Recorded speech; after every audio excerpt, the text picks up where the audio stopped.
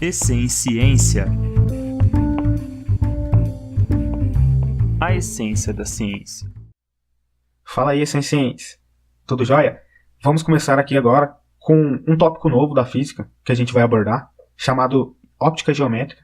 Ele está inserido no conteúdo de óptica física e a gente tem algumas coisas que a gente trouxe para vocês aqui.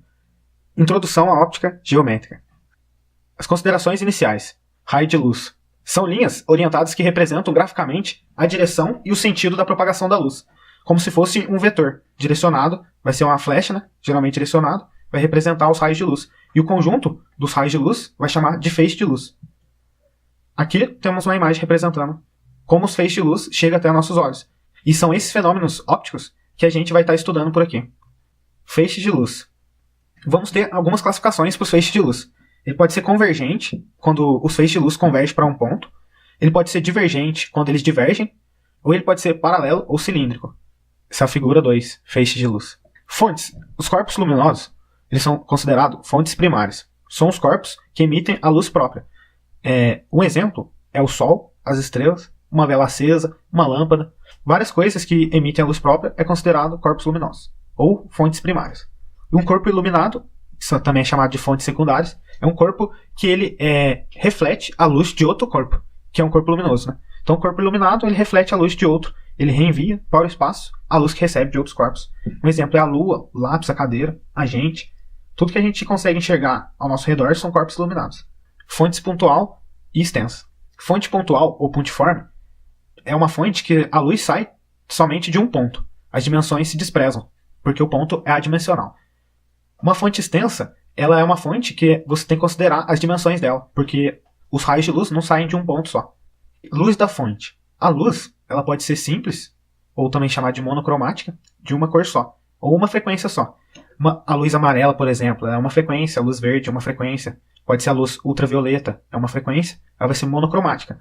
Agora, no entanto, se você juntar duas cores, ou duas frequências, você vai ter agora uma luz composta, ou policromática. A luz visível, ela está no campo da policromática, porque ela é a soma de todas as cores que a gente consegue enxergar, certo? Meios transparentes, translúcidos e opacos são os meios que a luz interage. Então a gente vai ver aqui na primeira figura, é um meio transparente. Você consegue ver que a luz, através dela, que está sendo refletida no globo, ela é totalmente retilínea. Você consegue enxergar ele totalmente atrás. Agora, na segunda imagem, a gente vê um meio translúcido, que quando você olha para os corpos atrás, o globo, você olha para os raios refletidos do globo, ele está um pouco distorcido, quer dizer que os raios estão sofrendo um pouco de variação, né, na sua trajetória. Agora, na terceira imagem, a gente vê um corpo opaco, um meio opaco. Atrás, a gente não consegue nem enxergar o globo, porque o opaco não deixa passar por ele os raios de luz. Fenômenos ópticos. O primeiro fenômeno que a gente ia ver é a reflexão regular. A reflexão, se você tem uma superfície ali, tem um meio 1 e um meio 2, certo? E entre esses meios tem uma superfície. A luz bate nessa superfície e ela vai exatamente retilineamente. Ela não sofre nenhuma variação na sua trajetória. Isso é a reflexão regular. A reflexão difusa, quando a luz vem numa superfície, ela sofre variação. Geralmente ela sofre essa variação porque a superfície ela não é totalmente lisa. Já aqui na reflexão regular, a superfície é totalmente lisa. Na segunda aqui, ó, a luz bate e como a superfície é um pouco ondulada, ela sofre essas variações aqui de trajetória. A refração da luz é quando a luz ela atravessa... acertou aí, hein? Refração da luz é quando a luz atravessa a superfície. Então a gente está no meio 1 para o meio 2. Refração da luz é quando ela atravessa a superfície. A refração também pode ser regular, normal, ou ela pode ser difusa, como aqui na opção B. Aqui na opção B, uma superfície um pouco que não seja totalmente lisa, ela vai gerar uma refração também, difusa. E considerando que a refração, né, a gente está vendo a refração total, porque geralmente tem uma reflexão parcial também ligada com a refração da luz, que a gente vai ver. Mas é a seguinte, absorção da luz. Quando a gente tiver uma superfície, né, que ela absorve totalmente a luz, vai acontecer isso aí, uma absorção da luz. Geralmente essa superfície, ela vai ser uma superfície preta, ou como a gente já tem um estudo sobre isso aí, que é o radiação de corpo negro. Um corpo negro, né, ele absorve totalmente a radiação. Ele poderia absorver totalmente a luz. Lembrando que isso aí é um conceito, né, novo. Cor de um corpo por reflexão. Agora vai considerar estudo da luz visível, quando a gente vai ver a luz visível em interação com superfícies, dependendo da cor dessa superfície, essa luz poderá ser ou não refletida para nossos olhos, tá? Que esses são os fenômenos que a gente está estudando agora. Então, um corpo azul, por exemplo, vem a luz branca. A luz branca, ela tem todas as cores, né, do campo visível. Como ela bate numa superfície azul, ela pode emitir, refletir a luz azul, certo? Se fosse um corpo branco e emite uma luz branca, ele reflete a luz branca, porque na superfície tem todas as cores e a luz é todas as cores. Ela pode somente refletir a cor na superfície se ela tiver a cor e no raio também tiver a cor que está vindo. Só assim a gente consegue enxergar. Quando os raios emitem a cor e a superfície também tem essa cor. Se fosse uma superfície azul, no primeiro caso, e a luz estaria vindo não fosse branca, fosse vermelha, a gente não ia conseguir enxergar nada, porque a gente não tem na superfície a cor vermelha, então a gente ia enxergar preto. E na C ali, corpo negro, ele vai absorver todas as cores do campo visível, porque ele é a ausência das cores. Princípio da propagação retilínea da luz.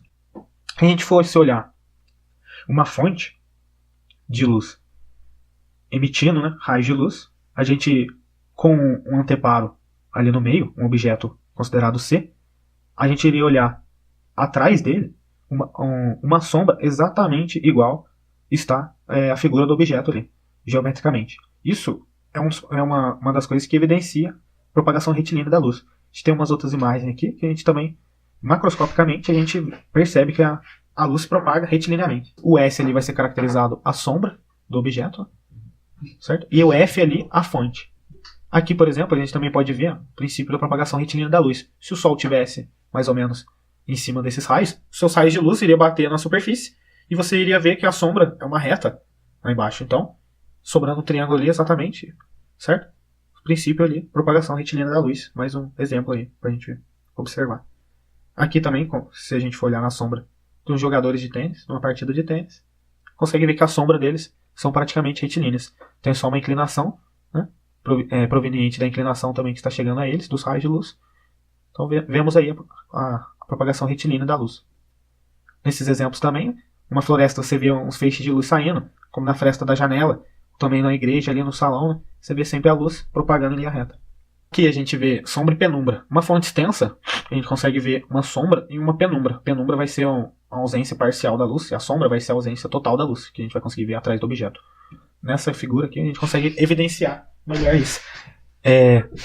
Considerando a propagação retilínea da luz, a gente vê que algumas partes, você vê na extremidade, ela acerta algumas outras partes lá do outro lado, formando uma penumbra, que é tipo um pouco mais a sombra um pouco mais fraca, que seria uma ausência parcial mesmo da luz. E atrás do objeto a gente vê totalmente a ausência da luz, tá? Então tipo, a gente não enxerga a luz, seria a sombra, ou também a gente chama de umbra. E ela seria exatamente do mesmo tamanho do objeto, dependendo de como é a fonte. Dependendo de como é a fonte extensa, ela teria que ser exatamente do tamanho do objeto, né, atrás do anteparo. Com a penumbra ela fica um pouco maior. A gente considerando câmera escura é igualzinho como se a gente estivesse considerando a visão do nosso olho. A gente tem um objeto, né, considerado ali, tamanho O, e a gente tem um orifício na caixa. Os raios refletem diretamente desse objeto para dentro da caixa, certo? A gente considera D0 a distância do objeto para o orifício e a distância do orifício para a imagem ali de DI. Aí se a gente vê que a imagem é em forma de ponta cabeça, pois os raios de luz da extremidade de cima que conseguem atingir a menor altura lá na extremidade dentro da câmera escura de orifício. Então, por isso que ela é formada a imagem invertida lá dentro. Esse é o mesmo princípio do nosso olho. Nosso olho é como se fosse a câmera escura e lá atrás a gente enxerga ao contrário na retina a imagem. Eclipses. Eclipse lunar é a Lua atrás da Terra. Quando a Lua está fazendo a sua órbita em torno da Terra, ela passa atrás da Terra e a Terra fica entre a Lua e o Sol. Então o eclipse lunar, Lua atrás da Terra, sombra da Terra na Lua. O eclipse solar é quando a Lua está entre o Sol e a Terra. Aí a gente vê a sombra da Lua na Terra. Esse é mais raro da gente observar, certo? Porque o eclipse solar é mais raro da gente observar, né? Porque a sombra da Lua na Terra é muito menor, né?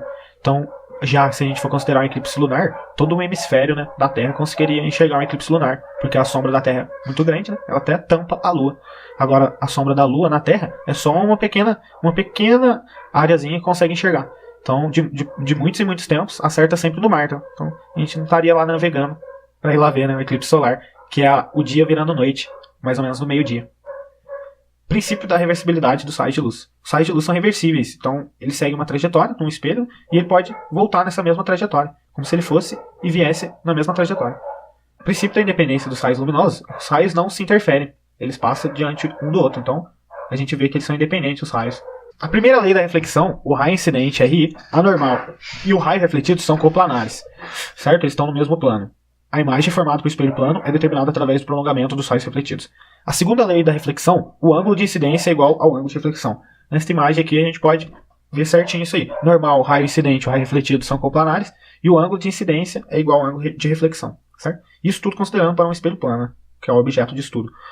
A imagem formada por um espelho plano é determinada através dos prolongamentos dos raios refletidos, como eu disse anteriormente. Então a gente faz a distância do objeto para o espelho, a distância do espelho para a imagem, igualzinho, certo? Com o prolongamento dos raios da imagem virtual, né, de um objeto real, a gente consegue ver qual que é o ângulo ali divisado, certo?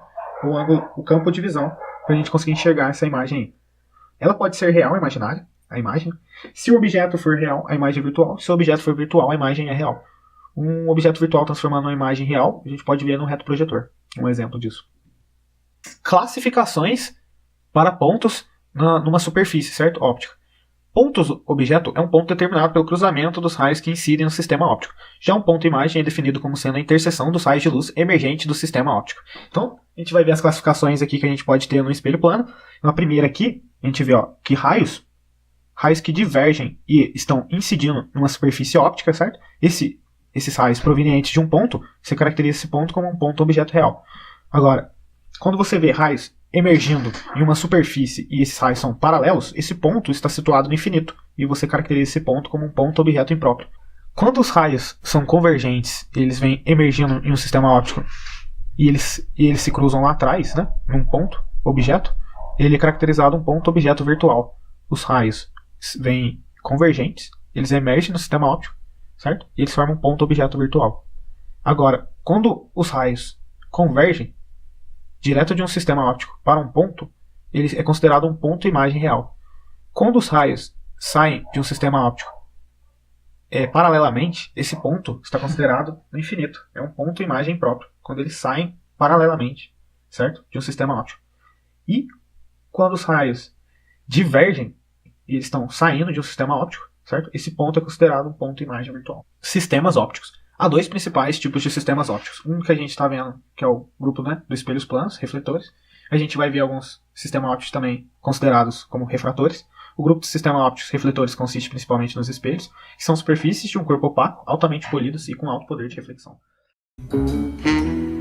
E aí galera, se vocês gostaram desse vídeo, inscreva-se no canal, dê um joinha e valeu, até o próximo vídeo.